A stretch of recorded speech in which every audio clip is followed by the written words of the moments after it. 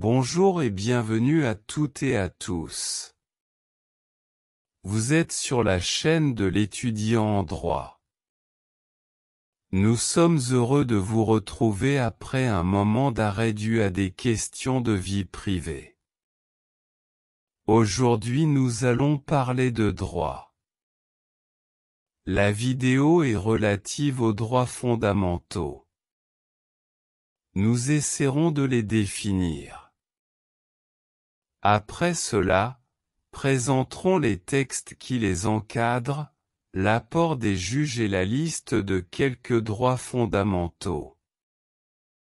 Nous vous indiquerons enfin les sources consultées afin que vous puissiez les consulter pour en savoir davantage. Au regard des sources consultées, les droits fondamentaux renvoient aux droits subjectifs ayant une valeur supérieure.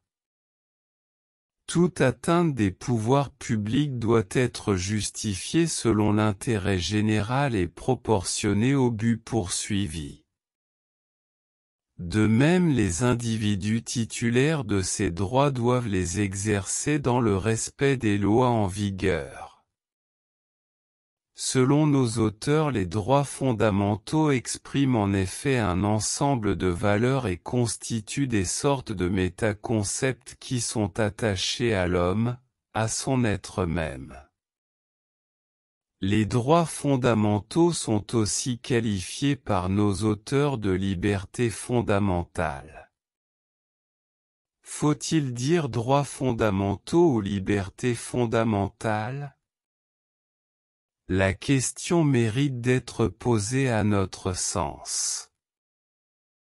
Pour comprendre ces notions, nous vous proposons les définitions suivantes. Les droits, les phénomènes juridiques qui supposent une action positive des autorités publiques. Les libertés, les phénomènes qui reposent davantage sur une abstention. Elles sont issues de l'ouvrage suivant.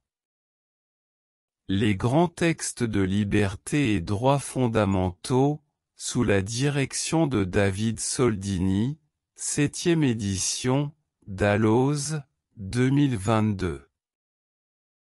Les autres ouvrages indiqués dans nos sources illustrent aussi ce qui précède.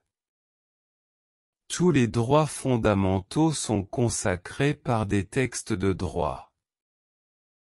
Les droits fondamentaux ainsi que les libertés fondamentales sont définis dans plusieurs textes. Nous listons ci-après des exemples. La Déclaration universelle des droits de l'homme, DUD, de décembre 1948. Cette déclaration est accompagnée de différents pactes des Nations Unies. La Convention européenne de sauvegarde des droits de l'homme de 1950 et ses protocoles. La Charte des droits fondamentaux de l'Union européenne de 2000. Le bloc de constitutionnalité en France. Ces textes servent de base aux juges qui consacrent ces droits. Nous avons fait des précédentes vidéos où la question de la jurisprudence a été abordée. La compréhension de celle-ci est utile pour cette vidéo. Chaque ordre de juridiction consacre ses droits. Le Conseil constitutionnel à travers le contrôle de constitutionnalité des lois. Le Conseil d'État en tant que juge et conseiller de l'administration. La Cour de cassation en sa qualité de gardienne des libertés individuelles. Les juges internationaux, la Cour de justice de l'Union européenne ainsi que la Cour européenne des droits de l'homme CEDH.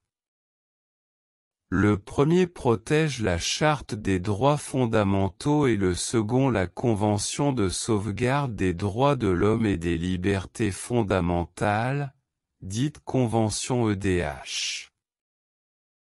Nous vous conseillons les articles suivants où diverses décisions sont recensées. Dans un discours du 30 octobre 2012, un auteur, Jean-Marc Sauvé, vice-président du Conseil d'État, s'était demandé s'il y avait trop de droits fondamentaux. Dans son article, l'auteur aborde l'apport des juges dans la consolidation de ces droits. Après le Conseil d'État, nous conseillons aussi le Conseil constitutionnel. Le site ci-dessus indique divers apports de cette juridiction dans la consolidation des droits fondamentaux. Les exemples de droits fondamentaux et ou libertés fondamentales qui suivent sont protégés par les juges. Nous allons essayer de donner des exemples en séparant droits et libertés. Leur distinction n'est pas totale en raison d'interférences. Ils peuvent être reconnus ou exercés collectivement et ou individuellement. Il faut préciser que cette liste n'est pas exhaustive. Commençons par les droits. Des exemples de droits. La vie. Toute personne a droit à la vie. C'est un droit sacré. La propriété qui permet à chacun de disposer de ses biens et de pouvoir entreprendre. La sûreté qui protège contre l'arbitraire, préserve la présomption d'innocence, garantit les droits de la défense, le recours au juge. L'égalité qui permet à chacun de se prévaloir des mêmes droits que les autres. La dignité qui préserve l'honneur et la réputation. Le travail qui garantit à chacun des moyens d'existence. L'asile qui permet d'obtenir protection sur le territoire d'un État. Nous pouvons lister les libertés qui suivent. Liberté d'expression, d'opinion, de réunion, de manifestation, syndicale, d'association, de culte et ou religieuse. Ces droits et libertés sont issus des sources qui suivent. Les grands textes de liberté et droits fondamentaux, sous la direction de David Soldini, 7e édition, Dalloz, 2022. Les grands arrêts du droit des libertés fondamentales, sous la direction de Xavier Dupré de Boulois, 3e édition, Dalloz, 2021.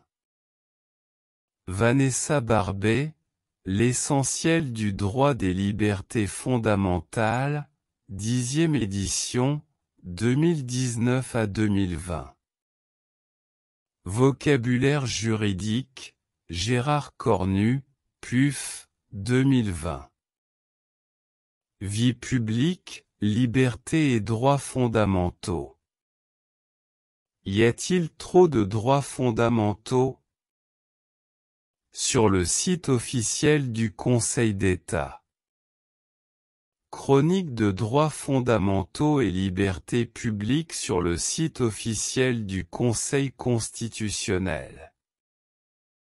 Vous êtes sur la chaîne de l'étudiant en droit. Dans cette vidéo, nous parlions des droits fondamentaux et des libertés fondamentales. Elle est terminée. La prochaine vidéo est en cours de préparation. Pour être notifié de cette vidéo, nous vous prions de bien vouloir vous abonner à notre chaîne via le lien indiqué dans la description de la vidéo. Si vous avez apprécié la vidéo, nous vous prions de nous le faire savoir par un j'aime, un commentaire, un partage. Merci de votre attention. À très bientôt sur la chaîne de l'étudiant en droit.